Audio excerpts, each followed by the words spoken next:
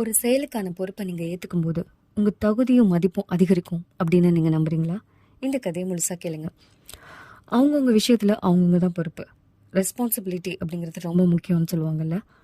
அந்த மாதிரி ஒரு வீட்டோட பெண்ணு எப்போதுமே வேலை காரணமாகவும் குடும்பத்தில் இருக்கவங்கள பற்றி அக்கறைனாலும் ஒரே பதட்டத்தோடு இருப்பாங்க, எரிச்சலும் ஆவாங்க. ஆனால் ஒரு சில தினங்களா பதட்டமோ கோபமோ எரிச்சலோ இல்லாமல் அமைதியாக இருக்காங்க. ஒரு நாள் அவங்க கணவர் வந்து சொல்றாரு, நான் என் நண்பர்களோட சேர்ந்து பியர் குடிக்க போறேன் அப்படின்னு சொல்றாரு.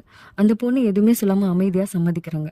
அவங்களோட பையன் அவங்க அம்மா கிட்ட வந்து சொல்றான், நான் எல்லா பாடத்துலயும் கம்மியான மார்க் வாங்கியிருக்கேன் அப்படின்னு சொல்றான். அந்த பொண்ணு, ஒழுங்கா படிச்சா உன்னால முடியும், முடியலையா மறுபடியும் அதே வகுப்புல இருந்து படி அப்படின்னு சொல்றாங்க.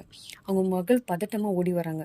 நான் காரை ஆக்சிடென்ட் பண்ணிட்டேன், என்ன பண்றதுன்னு தெரியல அப்படின்னு சொல்றாங்க. சரி போய் சரி செய்ய அப்படின்னு சொல்றாங்க. குடும்பத்துல இருக்கவங்களுக்குலாம் ஒரே குழப்பமா இருக்கு.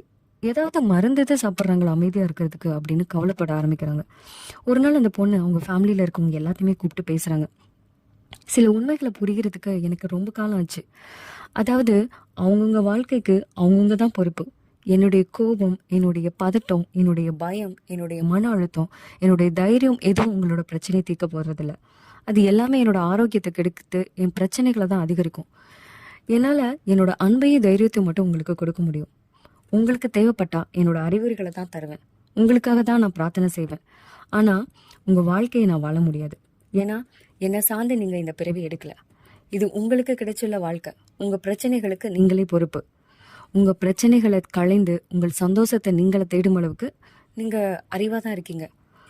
அதனால் நான் அமைதியாயிட்டேன் அப்படின்னு சொல்கிறாங்க.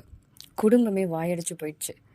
அவங்கவுங்களோட செயல்பாடுகளுக்கு அவங்கவுங்க தான் பொறுப்பு அப்படின்றது எல்லாருமே புரிஞ்சுக்கணும் அப்படின்றதான் அந்த கதை.